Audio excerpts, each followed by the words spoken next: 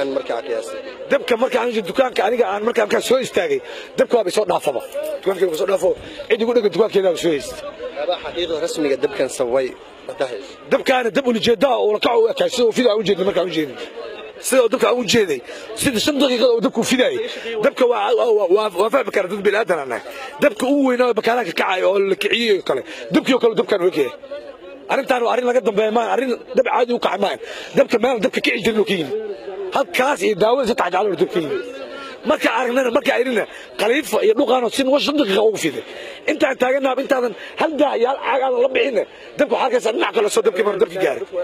marka dii madaxweynaha iyo ra'iisul wasaaraha iyo gobolka banaadir ay dad wax qabanayaan dabkaan dab siyaasadeedsan waaye dabkaan ummadan baabaado hantida wadada ku gubatay waxa noola qabto saasa ka codsanayna dawladda